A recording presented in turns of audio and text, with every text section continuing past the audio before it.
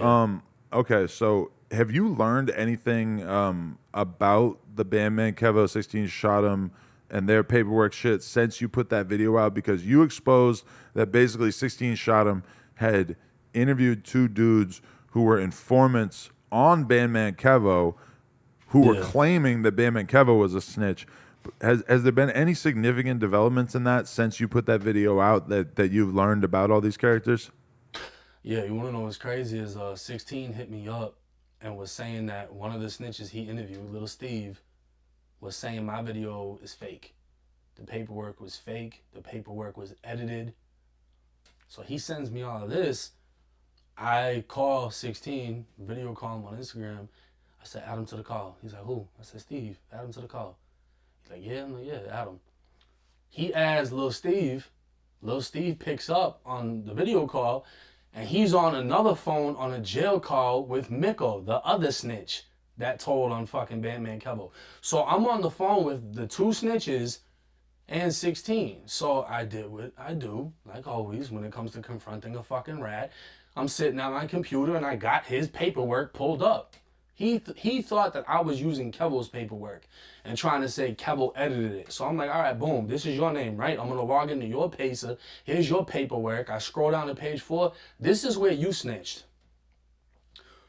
Man, but what about Kevo's paperwork? Like, come on, shut the fuck up, bro. I got the shit of you snitching right here. Your man's just on the phone. This is where he snitched.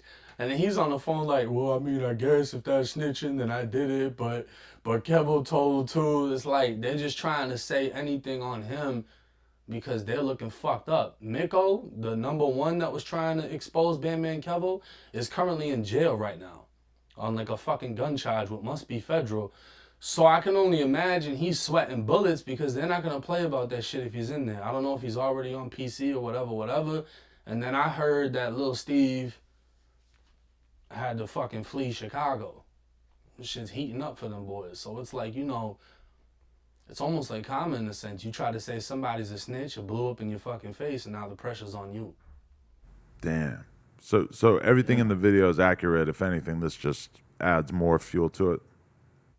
Well, I mean, I went above and beyond for that video. So I reached out to Chad Marks, who has the YouTube channel Blood on the Razor Wire. He was sentenced to 40 years in the feds, did 20, became a jailhouse lawyer. And Flacco made an interesting comment that a jailhouse lawyer is the equivalent to an Instagram model, which just shows you how Flacco has no fucking idea about some of the topics he speaks on. So to enlighten Flacco, this man was able to get himself out of prison by going to the law library and learning the law. And then furthermore, he was able to actually study people's cases and get them out of prison by finding the flaws in their case. So he's very educated with the federal prison system. I sent him Kevo's information. He's the one that told me Kevo was good people. His paperwork looked clean. I linked up with Kevo, got paperwork from him. And then I went as far as buying every single document for all 6 people within that case. Kevo and his 5 co-defendants. So I had every single piece of paper. I know exactly who told. I got everything. There's nothing left out. Nobody can question anything. And that video is probably going to hit 1 million views today.